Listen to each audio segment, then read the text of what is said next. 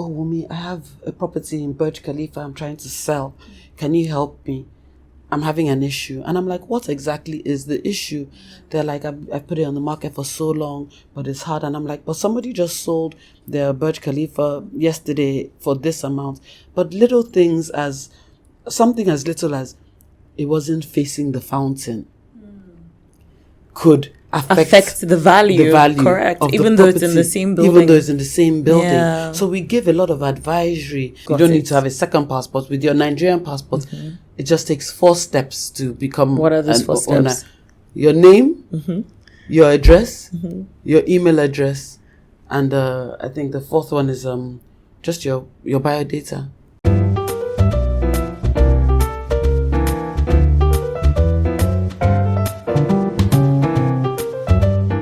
Hello everyone, my name is Zeph and welcome to the Star Network podcast. Today we have with us our special guest, Wunmi Williams, who's the founder of Nakenohs Boulevard. Hi Wunmi, it's great to have you on the show. Hi Zeph, it's good to be on the show today with you. Great, I'm excited.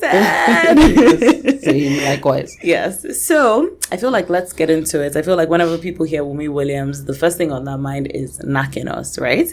But let's start from the beginning. When I saw your corporate profile and I saw that you have a degree in retail management, I said, okay, here's where the connection is, right? What was that light bulb moment for you that made you decide this is something that you wanted to do?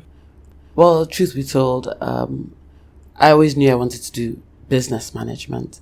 I'm very good with selling and I love business as an entrepreneur. But then the school I was going to go to didn't have business management. They only had retail management, which was a module under business management. I remember saying, oh, I'm not going to go to that uni because they don't have exactly what I'm looking for. My sister was going there. I had other family members going there. And the logistics of, one child in this place and the other. So family members just said, look, just retail is a module under business. Why don't you just take that? And you'd be surprised where retail will be in the next 10 to 15 years. And so that's how, it wasn't by design. It just kind of fell under what it was I was looking at, which was business management. And I feel like from that retail management, would you then say that desire and learnings and things about real estate then sort of like came into play? Because when we look at Nakenohs, which I really love Nakenohs Boulevard, right? And for me, when I think of it, the first thing is like, okay, this is a one-stop shop to do everything. So for instance, if I'm coming back from the gym, let me grab a coffee. I go to Vesta, right? Oh, I'm looking to shop to buy a new outfit. There is now different local Nigerian brands that are stock there. What for you would you say was the hardest thing in getting Nakenohs Boulevard, and what was the most rewarding thing?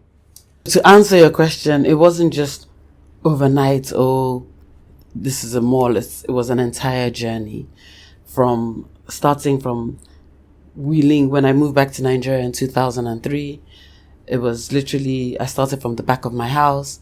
I had a suitcase and I would put all my accessories in the suitcase and go to different corporate banks and sell to people. So it wasn't just, I didn't start big with a mall. It's been a process, and I can share A to Z how I got to that process.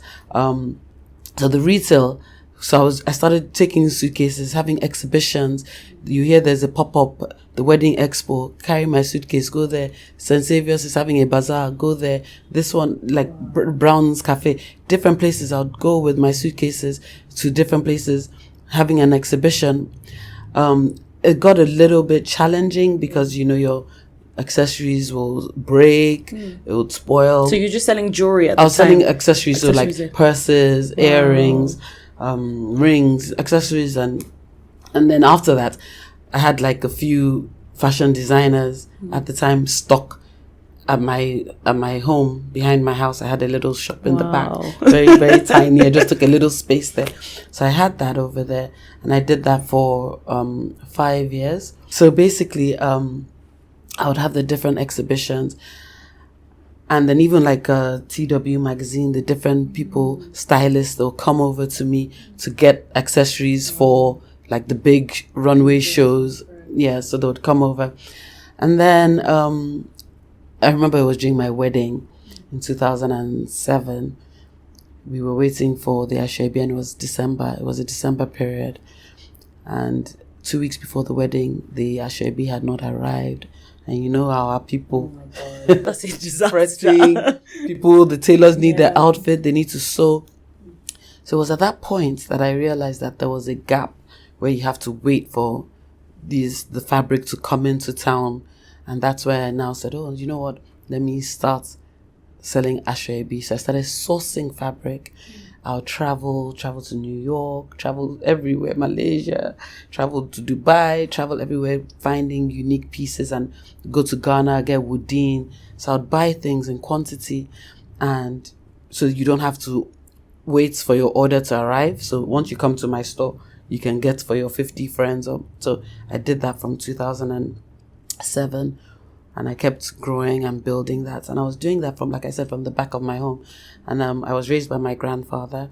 And it started getting so big that people were coming to the home. And for security reasons, I couldn't really continue. I couldn't advertise. I couldn't put a signage outside. So I felt very restricted, where my growth was being stifled because I was doing it from home. I remember saying, oh, I want to get a store. And again, not because it wasn't good advice, but you get advice like, are you sure you have no overheads right now? Why do you want to go and start thinking of staff, paying rent? Why do you want to do that? So none of my aunties said, and that's why they joke and say it's a family business. One of my aunties said, oh, I have a space in Oniko where my office is. She's an architect. She goes, you can use the upstairs of the place. So I moved there, and I really started focusing. I moved there in 2010. Yeah, 2010. And I basically was selling from there, and I was doing high volume of Asoebi. People would come, but then the issue that we had there was parking. There wasn't enough parking.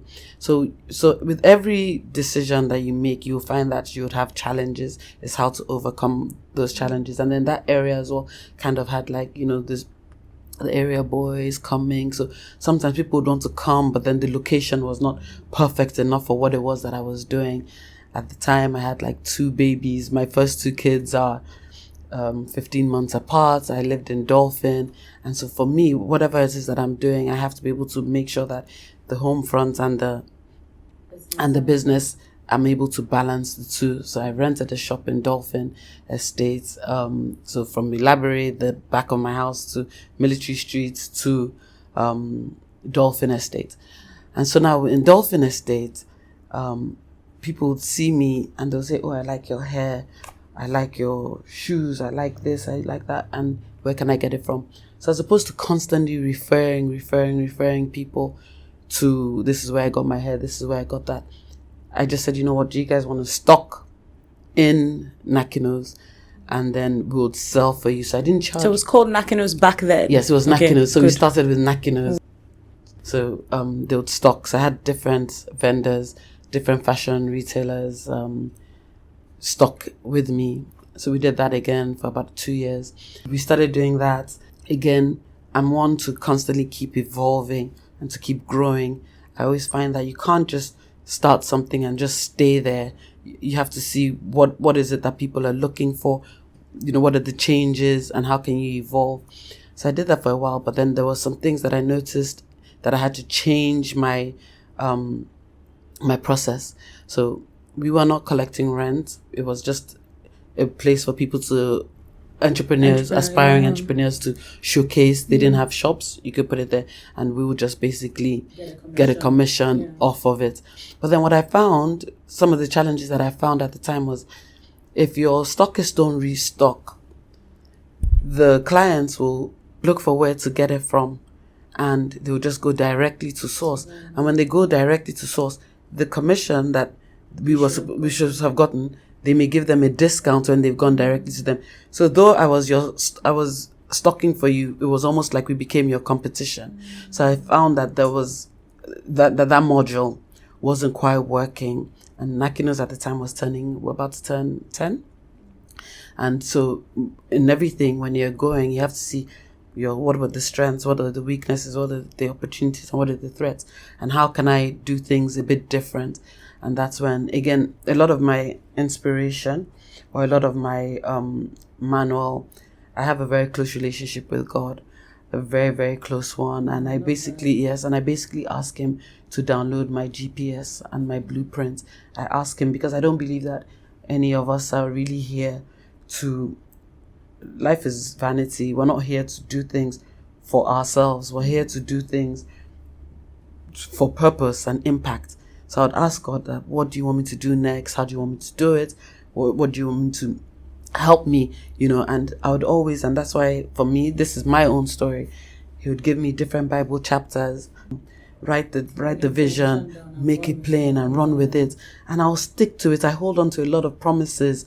I hold on to God's promises, and I'll be like, yeah, write it down. Like, trying to understand what he's telling me. And sometimes when you disobey, it will come back again to you that this is what I told you to do. So I heard, you know what? I didn't work with them stocking, but what I want you to do is I want you to find a place. And then I want you to get people who want to start up businesses and encourage them to believe in this dream, because this is what I'm building. This is what I want you to do. And I'm like, God, what kind of assignment is this you've come to give me? And you won't believe. I'll just call like an agent and I'll say, I'm looking for property. I'm looking for property, and then we'll go around looking for different things. And when I find the one that I believed was the one, I'll just say, okay, how much is it? And I had my very first mall after 10 years. Oh no, I think it was after 15 years. Yes, after 15 years, in Bank Road. So the Bank Road was what they call a proof of concept, and it was just to see if, at that time, I don't think there was any other mall in Ikoyi. I don't think so. I don't think there was anybody that had done a mall. And so it was just supposed to be a proof of concept, because the owner of the property had told me that they wanted to use it to develop in a few years. So that's why they didn't really want to do long-term leases. But for me, I said, you know what? It's just to even see if retail actually works. And I remember signing the contract to get the place. And I was like, okay, so who's going to take this small? You won't believe, when you ask me, how did I do it? How did I start it? I can just be a school pickup, and I can just see a parent who I know sends meat pies to school or little cupcakes. And I'm like, what are you doing with your business? Do you plan to open anything? And then they'll tell me that they're scared, or tell me their own challenges, and tell me that they're afraid to do it, and, to progress. And I'll be like, okay, I found a place. And then I had gotten my architect to draw. So I was selling a vision. I basically selling off plan. Yes. I wasn't selling something that was already there. Developed, yes. And before I knew it, I already had about 10 people who had deposited to rent space. Wow. In the place. And this wasn't even a property that you owned? No, I didn't own it. Wow. I didn't own it. It was just a lease. Yes. It was a lease. And so I rented it, and that was how I was able to use money to develop the space into a proper mall. So I did that. And then after about a year, again with business, you never know what is going to come your way. You don't plan for unforeseen circumstances. And I remember the road was very bad, with the location and the road and the infrastructure. I remember that one day it flooded so bad. The water was high ceiling, and it affected all the shops at the bottom. I was heavily pregnant. I think I was about 38 weeks, getting ready to go and have my 4th child. And everybody was like blowing up my phone. A lot of disgruntled tenants. Yeah. They were not happy. And I tried to explain that this had nothing to do with me. It was just the circumstance, correct? Yes. And again, some were not happy. And then the year 2 passed. And at that point, like I said, I just had another baby, and I was like, I think I'm done with this. Like, it's a lot. It's difficult. It's hard. But then again, that's why I keep saying that if you're not moving on your own strength, then God will give you the strength to keep going. And I remember telling the agent who found me the property that I'm thinking that this is it, because the landowner is ready to, I think, develop, and some tenants are moving out because of the flood and everything. And he said, "Oh, madam, I've seen another place on Alexander that Which is now Nakenohs. Yes. Oh my God. And, he goes, "I found somewhere and I think you would like it." And I said, "I'm going. I don't want to do this." And, and how because sometimes when you're on a journey, you don't really know if you're on the right journey. Right. But how do you know if you're on the right journey is even when you want to stop, it's beyond you. It keeps going beyond you. And I remember him saying, "No, come and take this place." And when I took the place, at the time, in fact, the agent said to me, "The owner of the property has someone who's ready to pay 5 years up front. And can you pay 5 years up front?" So I said to him, "Where am I going to get money? However many millions up front?" And he says, "Madam, okay, I think he knows your grandpa. I think he knows him, find out." And so I came from a family where they tell you that it may not always be money that they give you, but a good name is better than silver or gold. You can use my name to open up doors for you. But again, I can't, I don't have five years. My husband was telling me I'm running 4 children and a household. Yeah. Where are you going to get 5 years from? So I said, okay, and this is how you know when you're meant to keep going. So a phone call was made and the owner said he can start with 2 years. And that's when I knew that, okay, so perhaps I'm not supposed to just give up and stop. Yeah. And I did the 2 years and then I traveled and then I came back. It took me about a whole year to redevelop the whole place. So some of the tenants from the old place, did they move? Believed in it and still moved. And while obviously with some you win some and you lose some, I lost some. But then it was when you asked me that, was it some of the challenges? I faced a lot of criticism, and criticism sometimes can make you want to give up. But then again, you just remember that it's like a pregnant woman, when you're having contractions and different pains, that the minute you deliver this child, it'll be fine and you'll see the beauty. So that's how it kind of was with this. We set up the mall. And I tell you, because of the brand name already, people saw what I had done over there. I didn't have to, the location spoke for itself. Yeah. We had wait lists of people who wanted to open up stores over there. So it was filled out. I think there were 26 shops, 25 were all female entrepreneurs. It was after like the second year or third year that we had only one male tenant. And so for me, setting that up gave me so much joy. Knowing that you had helped to fulfill other people's dreams, giving many people a platform to be able to trade, aspiring and emerging entrepreneurs. A lot of times I got people say, "Oh, I had just a little stand in some pop-up mall, but this was their very first flagship store." So, so that setting that up, the Nakenohs Boulevard. Nakenohs is my maiden name, Shonako spelled backwards. We can talk about that later and how I got into that. But for me, this was building something bigger than me. Yeah. Oh, wow. No, Wunmi, thanks for that. And I really appreciate the storytelling, because you've essentially answered the most rewarding and challenging thing. But from everything that you've shared, what I have taken out is just resiliency, and I have taken out patience and grit, right? I love how when you started, the boldness to find opportunity. So you seeing when you go to school, there's another mother who has a business, whether she's selling cupcakes or meat pies, like you said, and being bold to approach and say, "Look, I have an idea. Why don't you come and retail with me?" Right? And sharing your progress, that things don't necessarily have to be rushed in business. And I think when a lot of people have great ideas, they assume that they need to start from a position that is so sky high. And that's not necessarily it, right? But you telling us this journey is just showing how you went through challenges, you had certain successes, and look at where it took you today. Nakenohs is so popular. Once you drive on Alexander, the end of, but you see it, right? It's just in your face. And just hearing this journey of even having family that was very supportive for you. So your first store being in your auntie's shop, and people tend to maybe underestimate the value of having family support your business. Like, you don't necessarily need to start with so much capital and like renting property, but start somewhere where you can be accommodated, right? And that's something that I can heavily align with. So some people may know and some may not, but I had a skincare business. Or in fact, let me not use the word had. I have a skincare business that I've sort of put on pause because I was doing multiple things. And the shop where I was making the products was in the kitchen in my father's house, literally.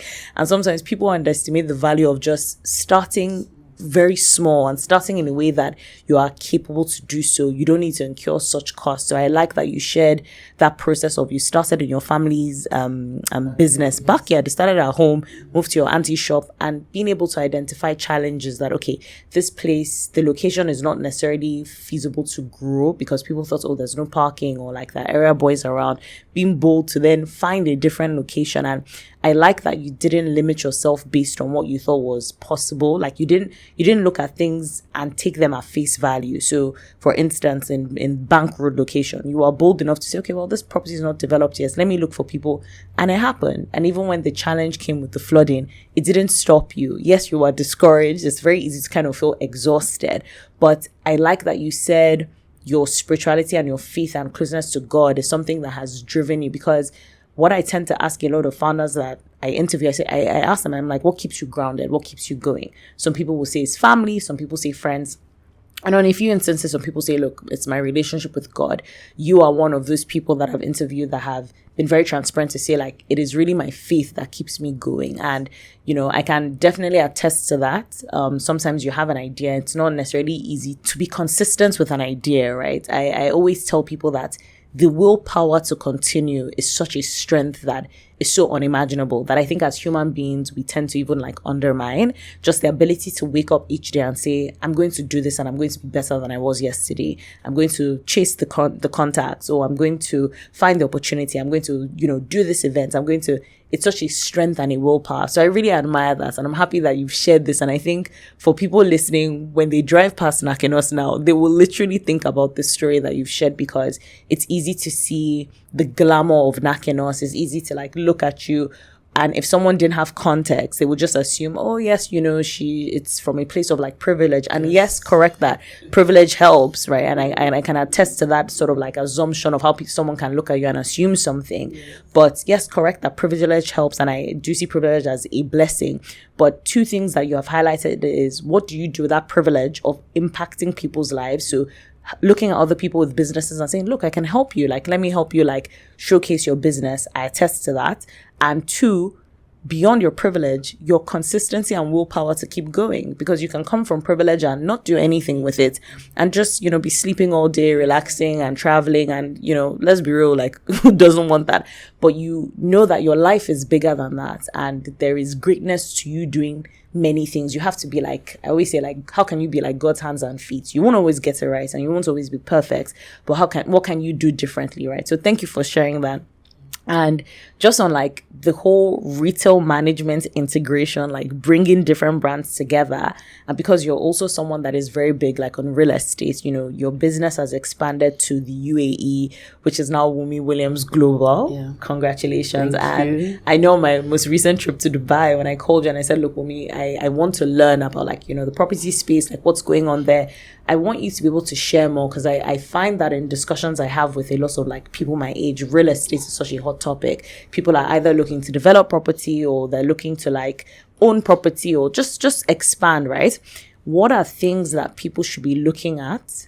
What are things people should be looking at when it comes to, I have a business, I want to expand my business operations abroad, or I'm a young couple, I'm trying to expand and have property in like the UAE, for instance. I use UAE because that's where you're based now with family. What are things that people should be looking at? Or what are the trends we should be considerate of? So, again, with real estate, how did I even get into real estate in the first place?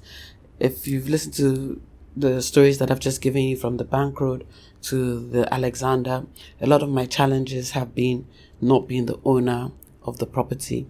And I just found that in order to own real estate, a piece of real estate, you have to have billions and millions. And I needed to know how I was going to be able to get that. And we actually relocated, I would say, by accident, or God taking you to grow you, to gain more knowledge, to be able to again do this, which is help people to be able to expand their goal or their reach. So it was actually, we moved in 2020, right after the NSARS. It was supposed to just be a holiday trip. And then it was COVID with schools closing online, and we just said, should we stay? Wow.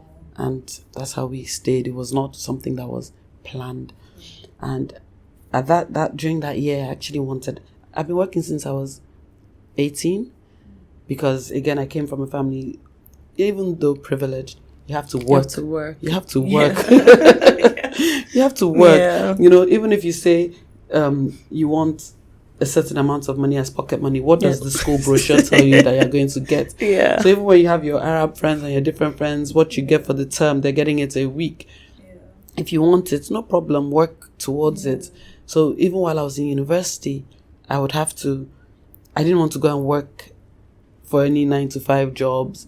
So I'd go to Topshop or go to a store and buy one and buy one, get one free, and then sell the other one. Correct. And that's how I blew, really. Yeah. Because I'd get a suitcase of stuff, and by that weekend I've sold out everything there. So that's pretty much how, before the journey of moving back to Nigeria, someone said, you're older than 20. Yes. I said, on paper in Nigeria I'm 20, but yes, unofficially I'm about 26 years. Wow. Someone said, remember when we used to go to Great Portland Street and buy earrings, blah blah. So I would sell them. I'll do exhibitions in our students' halls. I'll do, at the weekends, the kitchen. Sorry to interrupt you, because what you're saying is so profound. Where did you get that from, right? Like, you just said you have, even though being privileged, there was the need to work. What was it? Just something instilled? Like, is this something that, as a family principle, right? Because I think people can learn from this. They would say to you growing up, try and work hard for money. What made you like that? Okay, so I lost my biological father at the age of 10. And so, late Prince Adebayo Shoneko. And my grandfather that I talk about a lot, Chief Chris Ogobanjo, that's my mother's father. So when he passed away, he, kind of took us all in and he raised us. And from my upbringing, we were always taught that you're the architect of your life. Your destiny is in your hands. You can have anything and everything you want, but you work towards it. So that has always been what was behind my mind, that I can and I will, if I don't expect to just be given. And so that drive alone, I believe, has a lot to today's success. So going back to doing the selling from the back of my home, selling to friends, selling in the kitchen, and selling and all of that. In 2020, when we moved to Dubai, I wanted a sabbatical, because I felt like I'd been working, having children, I was overwhelmed, the different challenges that came with being an entrepreneur. And I wanted to take a break, like a 1-year sabbatical, to say, when they say, what do you do? Nothing. Like, I'm actually just resting. Yeah. And you won't believe, I could just be at a beach relaxing, and someone goes, oh, what do you do? And I'm like, oh, I'm just nothing, just finding out more about real estate. And because when I was young, you just asked me, my mom would drive us to Banana Island, different places to see homes. My cousin in Atlanta, he has about 10 Airbnbs in Atlanta and Miami. He's constantly sending us drawings. My other auntie's always sending me selling sunsets. So they kind of, it was real estate was there. Correct. And so retail actually falls under real estate. Yes. Yes. Retail is a portion. There's commercial retail under the bigger picture umbrella, which is real estate. Yeah. So they'll just say, oh, what are you doing? And I'm like, oh, I'm trying to find out more about real estate. I will not lie to you. Within a year, I had signed up with 5 of the top developers as a partner. Within a year, I didn't go looking for it. It came to me. And they were like, oh, we believe you'll be good at this. And then that's how I started going for their own, when they have events, I'll go, the conferences, correct, the different things. And I would learn so much about the pros and the cons, about working with this developer and not working with this. And then it now became not just knowing about them, who to invest with, doing due diligence, doing your research, knowing the kind of people you want to work with, knowing the ones that are honest. It's all about honesty and integrity. And so I was able to, over 5 years, it's been 5 years since 2020 to 2025, learning the ropes and about people. A lot of us, as I mentioned, we're all looking for growth. And how can you become a real estate investor without having a billion naira or a billion or $1 million? And I found the way. And when I found the way, for me, it's all about giving back again to the next generation, or to people who want to come out, financial freedom, and that's how basically I got to where I am today. It's so interesting, like you said, these opportunities came to you. And I feel like when life sort of throws things in your face, it's just screaming at you that this is the path that you're meant to follow. And like you said, retail is under real estate. And when I was reading your profile, I was like, oh wow, like this thing has always been ingrained in Wunmi. Like, from what you said about selling things to then pulling and integrating businesses together, that was already real estate, right? In a sense, because you're retailing them under property management, and now officially you now have a real estate business. And like you said, I like that you said finding the right partners is very key, because you hear people are trying to expand their businesses abroad, or they want to invest in property abroad, but then there's that integrity and trust issue, right? And what will you say people need to do? So yes, they will say, okay, do your due diligence, do your research. But if you could say like 3 things or 3 key partners that they should be looking at, what should they essentially be doing to protect themselves when they're trying to expand abroad, right? What are the 3 tips that you would give to them? Okay, first of all, when people want to expand, I always ask, you have to know your why. Don't just say, I want to expand. What is your why? So that's important. Once you know your why, then you now begin to find your, like I said, the right people or the right brand or the right business that you want to work with. It's very important. So knowing why you want to expand is important. And then who you want to work with is also very important, because that also shapes a lot of the success, correct. The decision. If you go, sometimes I hear stories of, oh, I invested here and I haven't gotten my returns, or I haven't gotten this. First of all, I ask them, who did you invest with? Yeah, to be careful. Exactly. Yeah. What is their track record? Are they people that are known? Are they reliable? So you have to do your research. So I think that's one. The second one is also relationship. So you can say, for example, you want to invest in the UAE real estate market now. Sometimes you can invest in with a particular developer, and the person leaves to go to another company. So what happens to your follow-ups?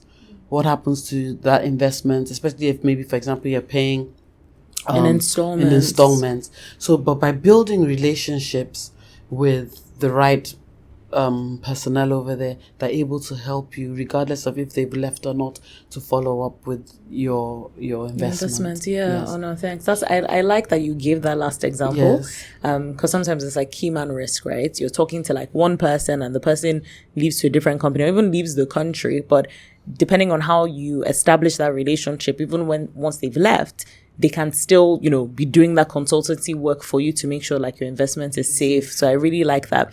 And Wunmi, I think it'll be really good for you to also highlight like what w.wglobal Global can do for people, right? So people know, okay, Wunmi's in real estate and I'm looking to invest property, or another core service that you offer is like global citizenship, right? And you can also speak more if you want about how you got into that. So what are like the offerings that Wunmi Global can give to people who want to expand their business? What should they know about your business? Okay, so basically, why it's called Wunmi Global in the first place is because I'm not restricted to one location. In a year, I spend 4 months of the year in the UK. Schools for the kids break up from June, and I'm there from June to September. And I love real estate. I'll go to Manchester, I'll go to Birmingham. Like, I'm always on a train going to find new opportunities and what's happening here. And, if you want to invest, what are the pros and cons? Are you looking at like student accommodation? So I'm always learning and always finding new things. I'm in Lagos for at least another 3 months in the year as well. Again, I'm doing very big real estate here in Nigeria. Someone calls me up and says, I have land. I'm looking for a JV partner. And then I know someone who is very, very good and has a very good track record and is trusted. I broker a JV partner to the landowner. So I've been doing quite a bit of that as well. And then Dubai, I spent at least 6 months of the year, or the remaining months during school term in Dubai. Dubai, what I like in all three, all are great. It depends on what you are looking for. Everybody has a need. It depends on what your need is.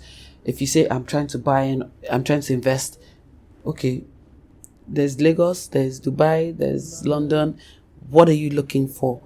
And that's the only way that I'm now able to guide you and tailor based on your requirements. For the UAE, I just had a meeting the other day and I was trying to explain, because Dubai has so many developers. They have so many properties. They have so many projects always coming along. Yeah. So what we do is, imagine being so swamped and overwhelmed with all the options. When I moved to Dubai, I've lived in 4 different locations, because I believe that you have to live it in able to be able to sell it. Correct. I've lived downtown, so I know the pros and cons of downtown. I've lived in Dubai Marina, so I know the pros and cons of Dubai Marina. And then I've lived in the suburbs in a community for if you're looking to live with family. So I've experienced it. I believe that in able to speak or advise, you have to be able to have from experience, right? So in terms of investments and knowing or how to guide, what we do is I tell people that I don't work for any developers. w.wglobal is independent. So we're not biased to selling any particular developer. We're here to look at the client's interest and what will be good for you. I get sometimes people say to me, "Oh, Wunmi, I have a property in Burj Khalifa I'm trying to sell. Can you help me? I'm having an issue." And I'm like, what exactly is the issue? They're like, I put it on the market for so long, but it's hard. And I'm like, but somebody just sold their Burj Khalifa yesterday for this amount. But little things, as something as little as it wasn't facing the fountain could affect the value correct, even though it's in the same building. Yeah. So we give a lot of advisory. I need to make sure that if somebody says to you, "Oh, there's this available in the inventory, take a second floor," I can say, "No, second floor is going to be looking at what? Take a higher level." So those are the kind of things that we provide in order for you to make the best decisions. Oh, I love that. So it sounds very much like, and I think you've emphasized it, that Wunmi Williams is really just about that client's preference and what that client is trying to achieve. So if there's a young family saying, "I want to move to the UAE," because you have those multiple experiences in different locations, you can say, okay, your family is going with you. Why not pick a family-oriented community? It's not just, come to downtown and have this like fancy property because, it's like the happening place, but, pick an environment that is going to be suitable for that kids growing up and schools, etc. And I like that you are doing things in accordance to what is it that this family needs for them to be able to feel, safe, and the investment is like long-term. So I also help to negotiate. Good. Okay. I also help to negotiate on the client's behalf. So you can say your budget is, let's just say, $300,000. I help you to find the perfect fit within your budget. I'm not trying to make you go way over and beyond what it is that you can actually afford. So and I think that's very key, because I think people are looking for that sort of like intermediary to like help them, because in Nigeria it's one thing to be able to negotiate as a Nigerian, but internationally it could be quite difficult to then say, look, I'm trying to buy property, these people don't know me personally. But having that sort of like intermediary as Wunmi Williams Global to say, let me help you like talk to these people, I've spoken to them before, I've worked with them, so they know that you're good even though you're paying for installments. And I think it's very important for people to know that this is something that your company and advisory business can offer. So part of the advisory that we do as well, a lot, especially with Yes. the restrictions of the UAE Yes. and coming in, a lot of people are also skeptical about investing because they're like, why should I invest in a place that I can't even come to in the first place? Okay. You know, so we were able to, a lot of the developers that I work with, if you just show an interest that you want to buy property, whether it's just a very, very $5,000 just something minimal,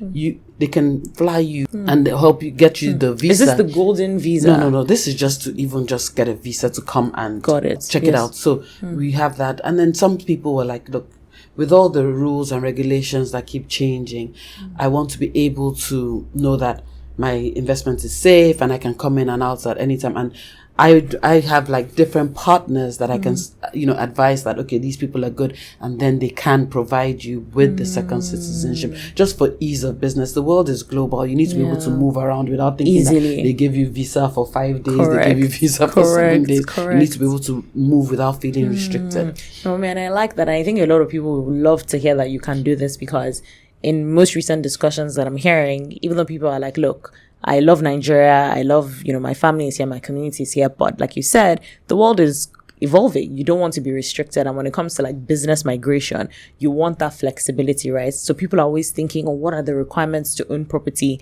in like Dubai, for instance, or should I be doing this now before I have children? And people just don't know. They're looking for someone to advise them. So it's good that you can do this. So are you saying that to own property, I can become a citizen first? No. Okay. Is it the other way around? Tell you, no. Tell us about it. You don't it. even need to be a citizen. You don't need to have a second passport. With your Nigerian passport, it just takes 4 steps to become What are those 4 owner. steps?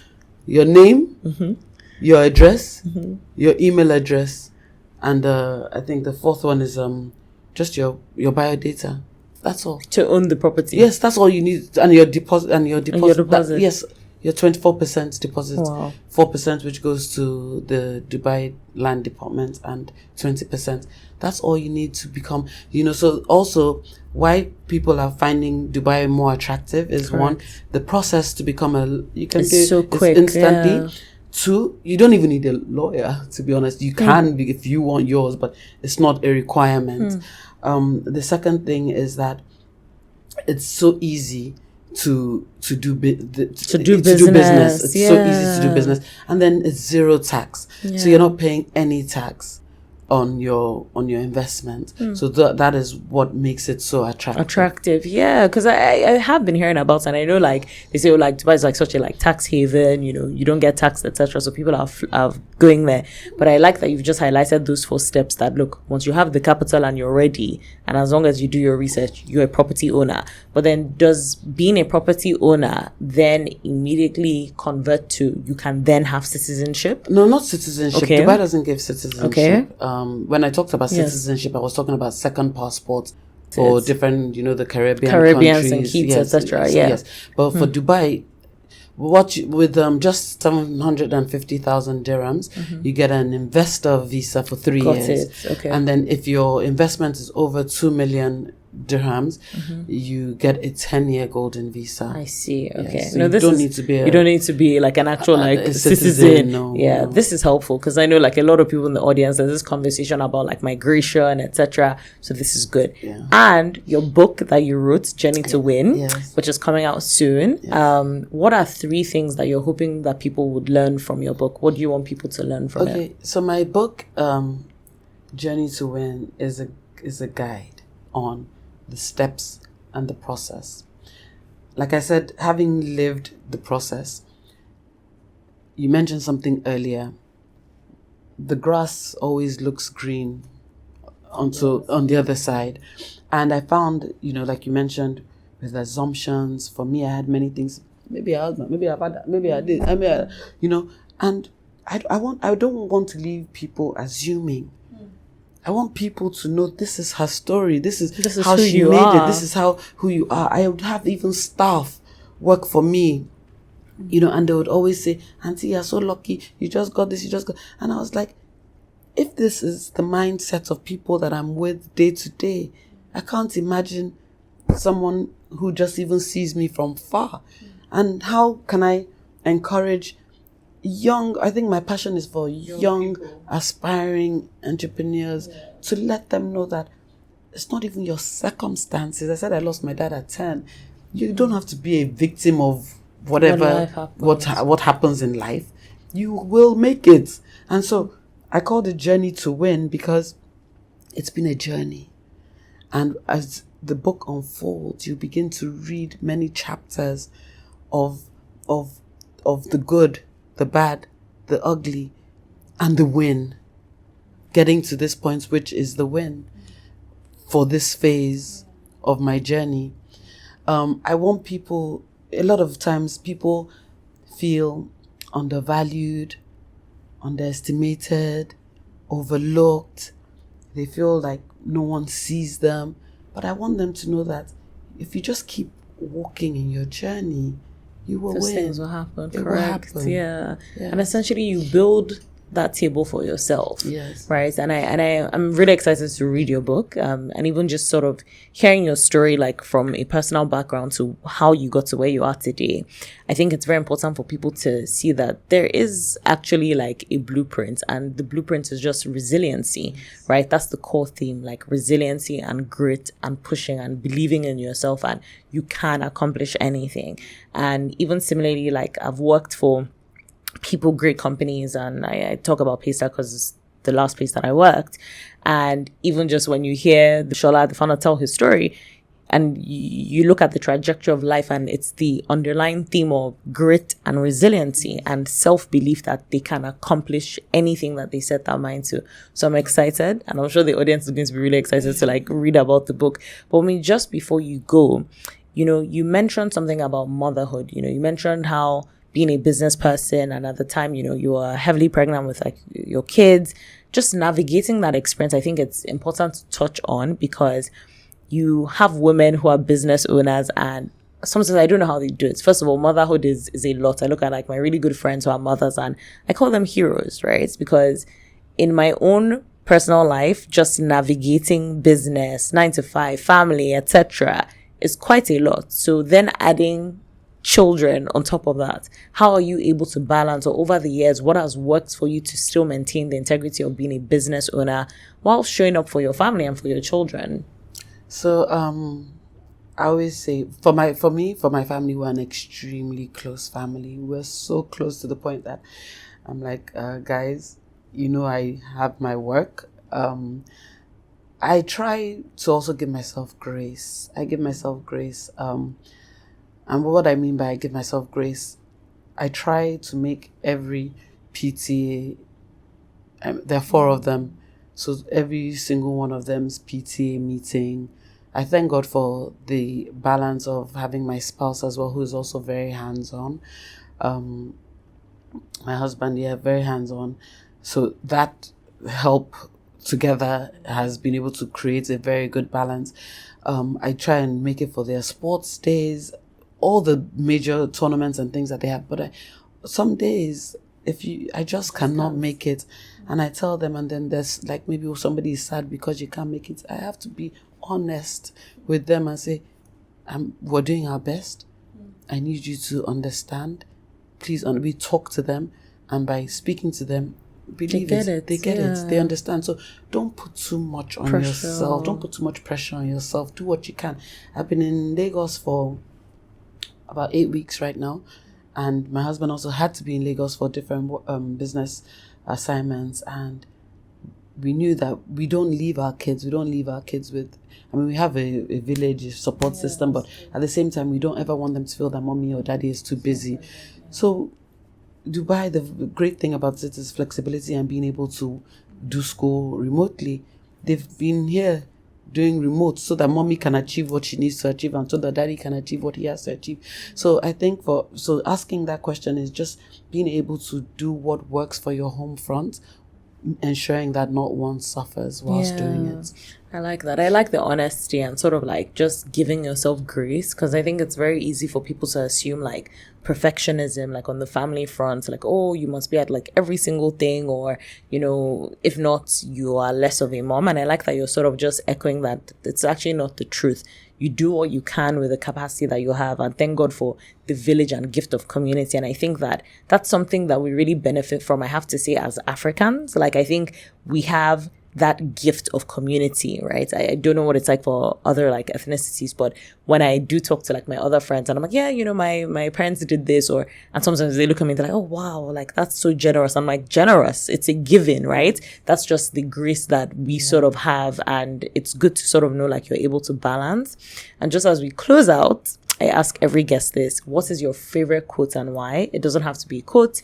As you said, it could even be like a Bible verse or something that has strongly resonated with you to keep going as a business owner.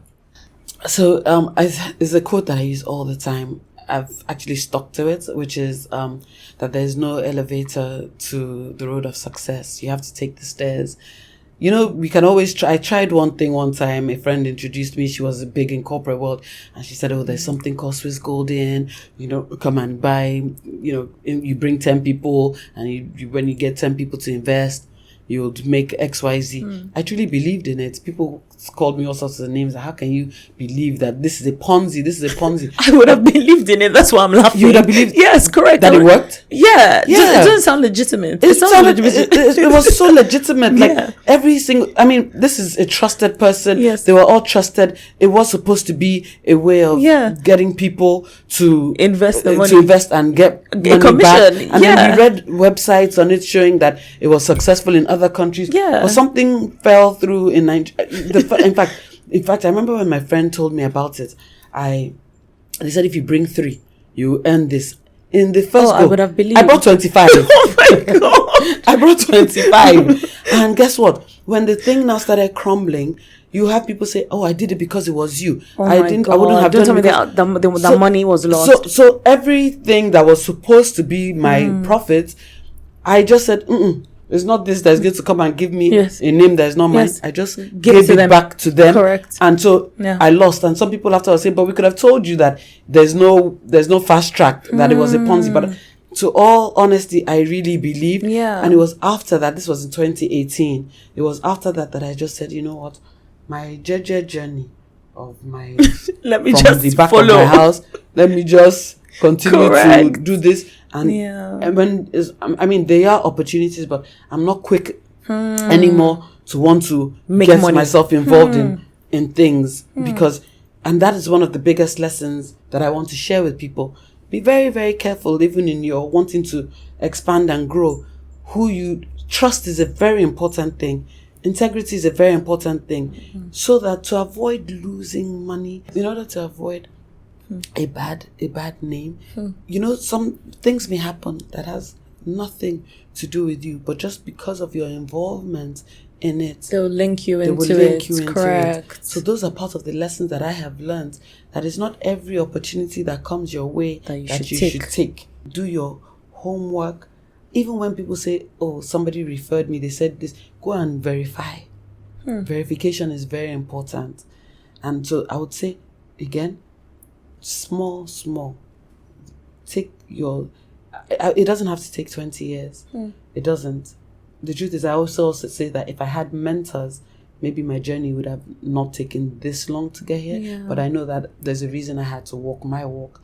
But if you take the right steps, which is in the book, the blueprints, you can avoid certain mistakes that I made, and you will get there faster. I like the honesty of you giving the example of the Ponzi scheme. It's funny. We're laughing because that, to me, when you started speaking about it, I was like, oh, that's something I would have equally believed, right? But what the principle here is, you mustn't be fast to want to like make it in life or like grab opportunity because it sounds nice, right? It's not everything that looks nice is actually the right direction to take, and just being careful and sort of like going on your own journey. So I really appreciate that, like, transparency and honesty. And it's been great having you. I'm excited for your book to come out. It's been great. I can't wait. I was like, can I share with her the first 4 chapters? Like, just keep them excited. Keep us on our toes. Keep us on our toes. Exactly. But I think, people who have listened to this episode and who will listen to it would absolutely enjoy it. And when they read your book as well, like, everything will just like connect and make sense. And hearing your journey has been very interesting. So guys, you've heard from Wunmi on her story to building Nakenohs Boulevard, and now w.wglobal Global. There's a lot that you can learn from about resiliency, the journey on this, starting a business, the integrity of business, and so many life lessons and principles. If you want to follow Wunmi on her journey and to learn more, and also to stay up to date on her book launch, you can follow her on her social media handles. Wunmi, what are your handles? My handle is Wunmi Williams CEO and w.wglobal. So guys, that's it for now. Thank you for watching. If you're interested in the Star Network podcast and you'd like to partner with us, our social media handles are just below. Stay tuned for next guest speakers that are coming. Bye for next time. See you.